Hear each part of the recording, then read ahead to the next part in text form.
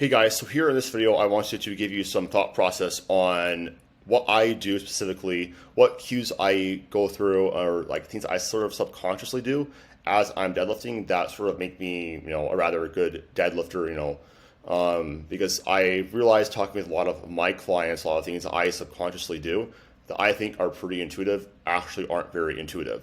So I want to sort of go over my thought process when I am deadlifting, first off going over my 672 to today, really just like what I'm doing through each part of the lift. So right here, you kind of see like I'm fidgeting around, finding like on like my feet, whatever. What I'm doing right here actually is I'm trying to basically find two things. I'm trying to make my legs feel heavy, because the deadlift, we are really using our legs primarily to move the weight. Our back acts as a stabilizer against the weight, basically to hold the weight basically close to our center mass. It's just going to be around the middle of the foot. So right here, before I'm going down, I'm trying to basically feel okay. I'm feeling or before I even go down right here, I'm basically bending my knees and do this. I'm trying to just feel a lot of tension on my legs and feeling my center of mass around the middle of my foot.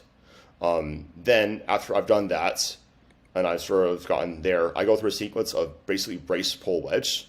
So I basically take two breaths when I deadlift. So I take a very small breath right here, I find my grip, and then I take a really big breath in, and I brace as I am setting my grip. So that slow down sort of looks like this. So small breath in, down, grab the bar, find my grip. And as I'm basically initiating my push off the floor, I am bracing at the same time. I'm trying to basically time that with the push off the floor. And this is also going to be, as I am going down here, I'm basically grabbing the bar. I'm finding my grip. I'm trying to basically put a lot of tension into my upper back and traps, pulling my arms long, and then basically pushing my hips back and wedging. Essentially, when we are deadlifting, you want to find tension in our glutes and our hamstrings when determining our hip height. And that's going to be basically determined by our hinge. The one thing is that I still struggle with above 661, so 300 kilos, is I tend to sometimes not get my hinge right and will slightly scoop my hips. Like if you watch my deadlift right here, you'll see as I set my hips, I don't do the best job of maintaining, as much distance between my hips and my upper body as I want to have. A good cue here is maintaining the distance between your hips and your ribs. I'm sort of tucking my pelvis, and this helps me get basically the weight off the floor, but makes things a little bit more grindy towards lockout. You can also tell that I over wedged and whatnot, because you can see that I have, ideally right here, the bar should be immediately moving. That's the point I'm doing. Basically, I'm starting the wedge off the floor into the push, but you can see that my torso falls forward, and this is actually where my hips need to be.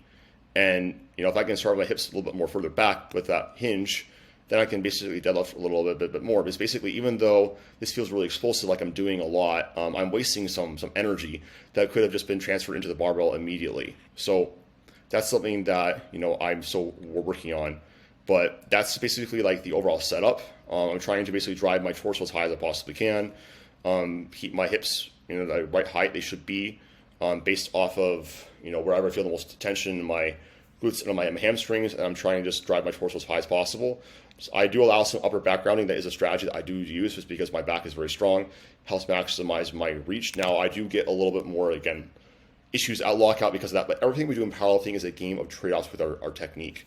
Whenever we are, having a little bit more back grounding, okay, it's going to be a little bit easier off the floor. We're going to get a little bit more reach. However, it's probably going to be a little more reliant on our back and hip extensors at lockout, whereas, if we're really, keeping more of a neutral back and less rounding, we're probably going to have a little bit of a hard time off the floor. But if you stay in position and get the weight moving off the floor, you're probably going to lock it out because, you're changing the force curve. Essentially, more rounding off the floor makes this upward portion of the lift harder and the portion off the floor easier. Whereas if you have more of an upper back angle that's like this, it's generally going to be harder off the floor. Now, we always want to fight for neutrality. However, you're going to find out your own unique strategy based off of how your leverages are, your own unique muscular strength. For example, if you have a very strong back like myself, I'm going to rely a little more on my back, whereas somebody who has really strong legs might rely a little bit more on their quads. So I want to go over another clip just so we don't get like too bored with this. So going over this other clip, so I want to talk about what I'm doing basically from the floor and through lockout. So when I'm going down, I'm off the floor, I'm thinking of driving my torso as high as possible and just thinking of standing up tall. I'm not thinking of leaning back. I'm just thinking of locking my knees and standing tall.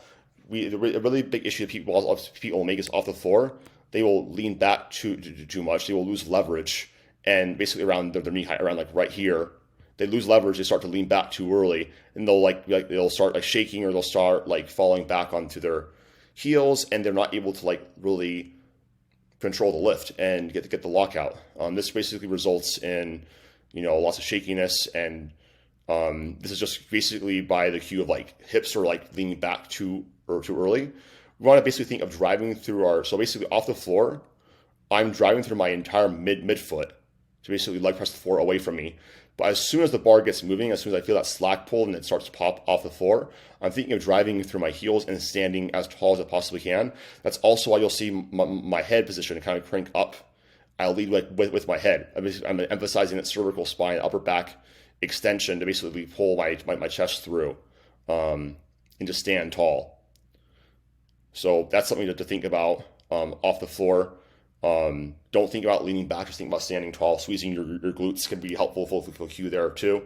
Just standing up tall, because if you just think of standing up, your hips are going to come through and engage automatically. Your glutes are already on. Like if you ever had really sore glutes, it's like you'll know that your hips are always on. Now this is another example again of I want to go over basically bracing. So I like teaching a top-down setup where you're going to get most of your air in at the top, as opposed to bottom-up setup where you basically people get their air in at the bottom of the deadlift, because when you are getting, it does work for some people, but I find that for most people, it's caused them to squirm around too much at the bottom, lose that tightness, and they'll sort of, they'll basically will fuck around the bar too much. Brad Couillard has a really good post on this. A lot of that comes down to like overthinking things, and if you're screwing around at the bar or whatever, that's just a sign of being not confident, being so outcome oriented, basically concerned about the outcome instead of the process. Basically how I always think about and communicate to my lifters is, if our process is right, we have their good cues, good positioning. If we're strong enough, we're going to get it, and so we shouldn't like really worry about that. We should just worry about the process of getting left in order for the lift to be executed as best as we possibly can. So that's why I don't like teaching, a bottom up setup. Basically, giving my air at the top, and then as I set my grip, I'm getting my air again, and driving my torso as high as I possibly can, and just standing tall. Want to give one example of somebody that with my client Hansen, where we can sort of see like a lack of wedging and like a really good deadlift execution. You look at this right here, so you can see Hansen.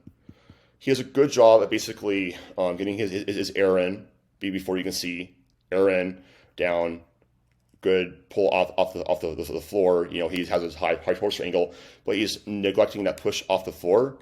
You can see right here how he's not hinging because of his hip height. So all he has to do here, and this is something that a lot of people will do, is from this position where basically I'm going to pause from right here. So you can see how right there he doesn't have like any sort of like hinge. It's just like he goes down. It's basically just trying to squat the way up. We want to basically set our hips because they're going to be able to move the most weight. All he has to do right here is from right here, he pushes those hips back and drives his torso up higher. He's going to be in a much better position. You can see already his body defaults to that position anyways. His hips go back anyways.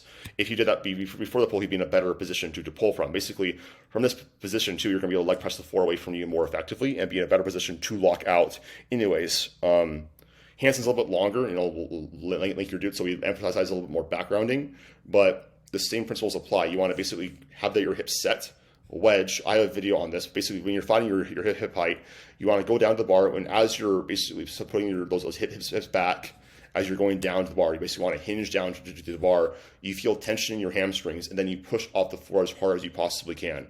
While basically trusting your torso as high as possible, and leg pressing off the floor. One other thing you can see here, how Hansen's stance width is a little bit too wide for him.